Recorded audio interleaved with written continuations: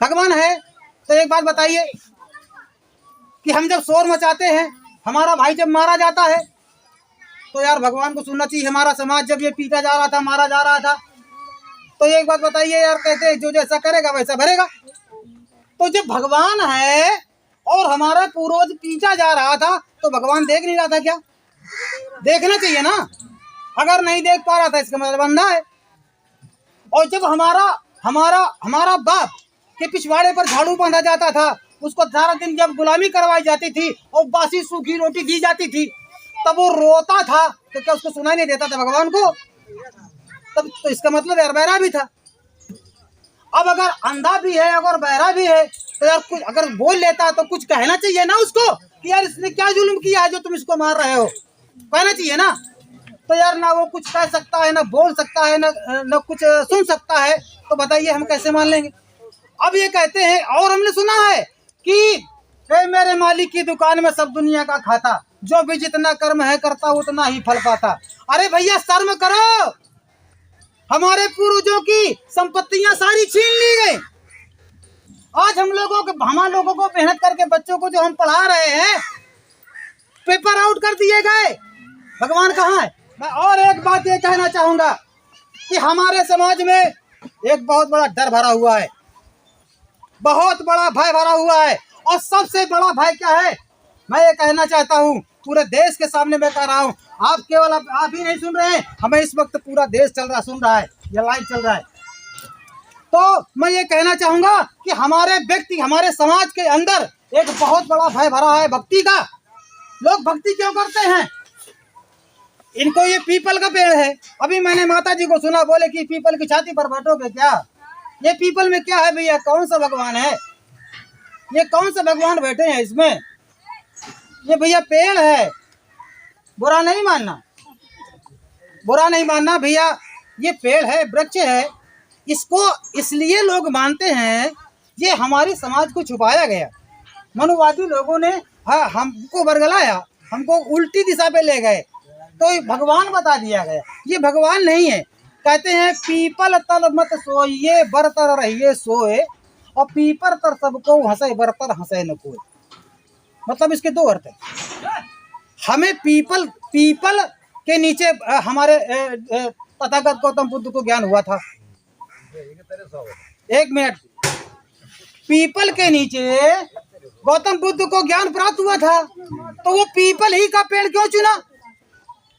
भाई हमको इसके नीचे बैठने से भय लगता है, तो वो उनके नीचे इनको ज्ञान प्राप्त हुआ। अरे भाई साहब, अगर किसी भी वृक्ष से अगर हमको ऑक्सीजन मिल रही है, तो सबसे ज्यादा इसी वृक्ष के नीचे ऑक्सीजन मिल रही है। इसलिए इसके नीचे बैठने से, न जाने केवल इसके नीचे आप पर डे बैठते रहो, तो केवल इसके नीचे बैठने से न जाने कितनी बीमारियां सही हो जाएंगी, अपने आप सही हो जाएंगी। इसलिए ये वृक्ष हमारे लिए बहुत ही लाभदायक है और बहुत ही हमारे लिए अच्छा है। इसलिए जब ये मनुवादी व्यवस्था के लोगों ने कह दिया ये भगवान है, और हमारा सीधा साधा भोला भाला समाज है वो बड़े जल्दी मान लेता है, क्योंकि उन्होंने कह दिया कि वो कर्ण कहाँ से पैदा होगा? कान से। भैया कोई तोंदी से फाड़ के निकल गया, कोई हाथ फाड़ के निकल गया, किसी ने मैल से पैदा कर दिया। अरे मेरे भैया, अगर मैल से अगर कोई कर आकृति बनाई जाएगी, तो आप ये बात बताइए भैया, उसको कितने दिन पौधा में लौटना पड़ेगा यार? मिसाल करो भैया, मैल जब काफी मैल इकट्ठा, भाई इतना मैल इकट्ठा होगा, और इतने मैल से इकट्ठा करके आप एक बहुत बड़ी मूर्ति बना करके तैयार, भाई कैसे बना पाएंगे आप? तो हमारा इतना भोला भाला सीधा समाज है कि वो बड़ी जल्दी मान लेता है कि हाँ भैया तोंदी से पैदा हो गए, हाँ भैया मैल से पैदा हो गए। अरे भाई थोड़ा दिमाग लगाओ, तर्क करो यार, थोड़ा तर्क शक्ति रखो। इसलिए मैं अपनी माताओं बहनों से ये कहना चाहूंगा कि तथागत गौतम बुद्ध को सुनो। आपके घर में बच्चे पढ़ रहे हैं तो उनको सुनो, बच्चों से कहो इतिहास सुनाओ, इतिहास पढ़ाओ। ये ढोंग और आडंबर के चक्कर में न पढ़ो, बच्चों को पढ़ाओ। अगर हम मान लेते हैं अब किसी भी देवता को आप पूजा करते हैं, तो ये हमारे देश में ही केवल देवी देवता हैं और विदेशों में नहीं। तो अगर हमारे देवी देवताओं में इतनी बड़ी शक्ति है, तो एक बात बताइए, हमारे देवी देवताओं में अगर इतनी बड़ी शक्ति है, तो हमारा देश गरीब क्यों है? हमारा घर गरीब क्यों है? ये भगवान हमको किस दिन काम आएंगे? अब कह देते हैं यहाँ नहीं, वो वहां मिलेगा। अरे वहां कहाँ मिलेगा? जे जे गए बहुरी नहीं आए, ऐसा है बा देशबा, और कहा तो सुनत अचरज मोहि लागे, और सतगुरु शब्द संदेशबा। मतलब ये कबीर साहब ने कहा है। भैया गिराता रखा, कुछ कहो जा तो कह लो। आओ एक मिनट सदो भैया, मेरी बात बुरी लग रही है किसी को?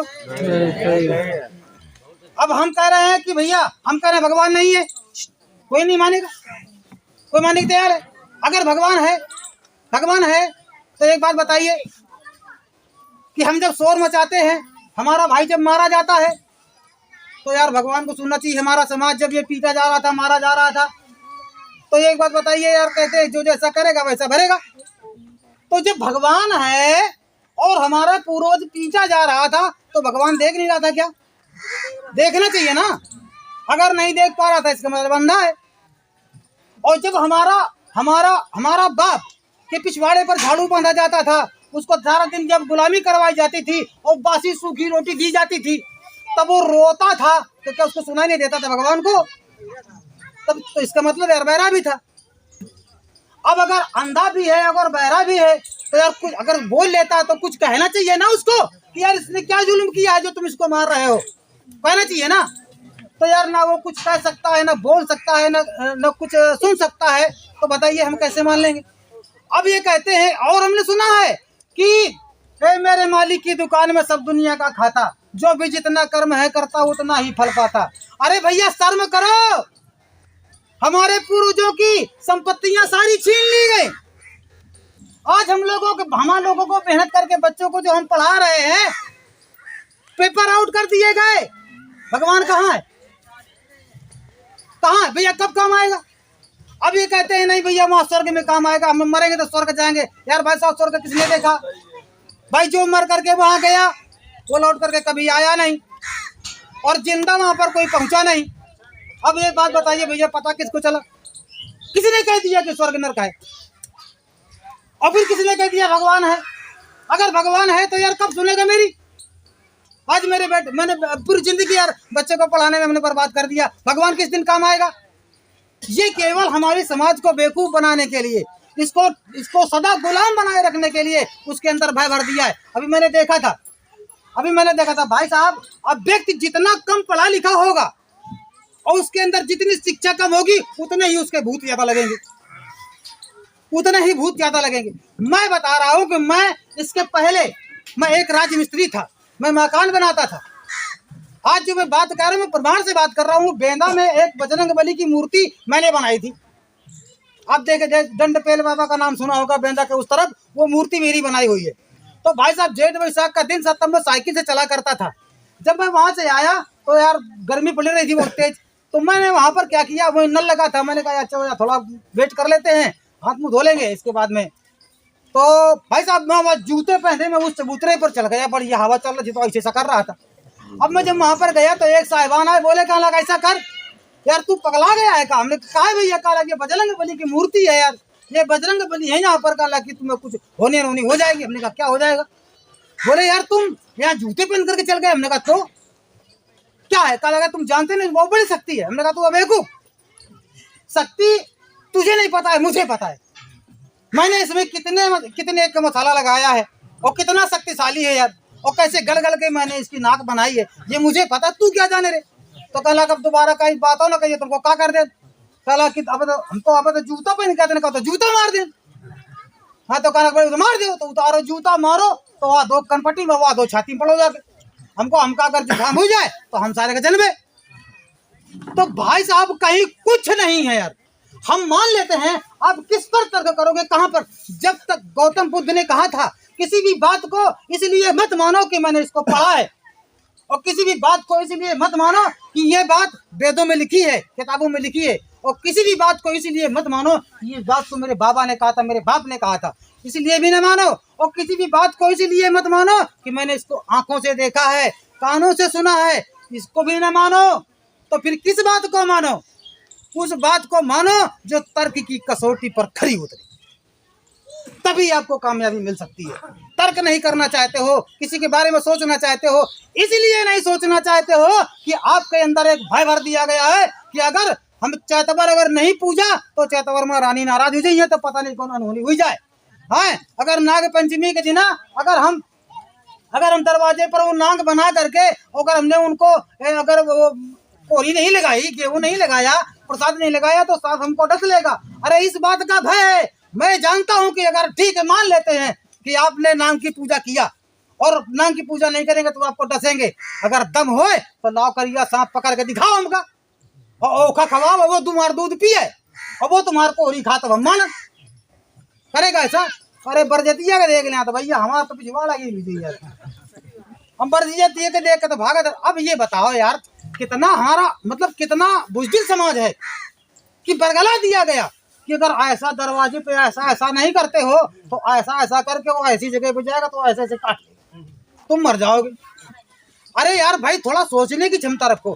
तो मेरे प्यारे साथियों, अब मैं आप लोगों से आखिरी बात ये कहना चाहूंगा कि आप लोग इसी तरह से जिस तरह से आप लोग इकट्ठा हुए, मुझे बहुत बड़ी खुशी हुई कि आज हमारा यहाँ पर जो SC ST का जो हमारा लोग यहाँ पर आया हुआ है, आप लोगों ने सुना, इसके लिए मैं बहुत बहुत आपको धन्यवाद और आभार करता हूँ। और मैं इस बात को आपसे जरूर कहना चाहूँगा कि आप लोग इकट्ठा होइए और अपने इतिहास को जानिए। हम लोगों को बार बार बुलाइए अपने यहाँ, आप लोग हमें बार बार बुलाइए और मैं कई लोग आकर के कई तरह की बातें आप लोगों को बताने का काम करूंगा। कोई बात पूछना है, कोई तर्क करना है, कुछ भी करना है, आप हमारा नंबर लीजिए। और मेरे प्यारे साथियों, हमारे चैनल को आप लोग सब्सक्राइब कर लीजिएगा। मेरा चैनल है सतमार्ग राइट नंबर। जब सतमार्ग राइट नंबर को आप सब्सक्राइब कर लेंगे तो हर नोटिफिकेशन आप लोगों के पास में आने लगेंगी और इसी तरह की बातें आप लोगों को बहुत तमाम सारी बातें सुनने को मिलेगी। बोलने के लिए तो सारा दिन बोलता रहूँगा, मगर सच्चाई थोड़ी होती है साहब। झूठ 20 कुंटल होता है, सच्चाई थोड़ी होती है। और थोड़ी सच्चाई पे हम लोग यहाँ पर बैठे हुए हैं। आप लोगों के अंदर वो सच्चाई छलक रही है कि आप, मुझे समझ में आया कि आप लोगों को जरूरत है इस लड़ाई लड़ने की। आप लोग चाहते हैं कि हमें भी इतिहास मालूम हो, हमें भी कुछ ज्ञान मिले, हमें भी कुछ अनुभव मिले, तो हम भी कुछ आगे करें। इसलिए देखिए, अब वो बाबा साहब नहीं पैदा होंगे, अब वो कांशीराम साहब चले गए, अब नहीं पैदा होंगे, ज्योतिबा फूले अब नहीं आएंगे आप लोगों के सामने। आपको अपने बच्चों को पढ़ा लिखा करके बोलना सिखाना है।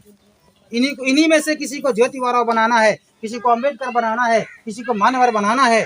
आप अपने बच्चों को पढ़ाइए, इतना पढ़ाइए कम से कम अपनी बात अपने मुंह से तो कह सको।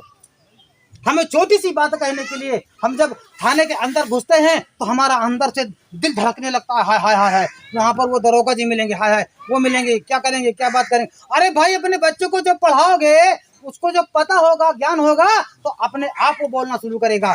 आप हमारे जैसे क्या, हमसे अच्छे, बहुत अच्छे पत्रकार बनाइए। अपने आपके गांव में एक बेटा पत्रकार होगा तो आपकी बात को उठाने का काम करेगा, आपकी आवाज को उठाने का काम करेगा, आपके देश की आवाज को उठाने का काम करेगा। इसीलिए मेरे प्यारे साथियों, मैं परमादरणीय घाटमपुर शेर अरविंद कुमार भाऊ जी से तो एक बार चाहूंगा कि ये आए और आप लोगों को और कोई नया दिशा निर्देश करें। इसी के साथ में आप लोगों ने सुना, इसके लिए आभार, बहुत बहुत धन्यवाद।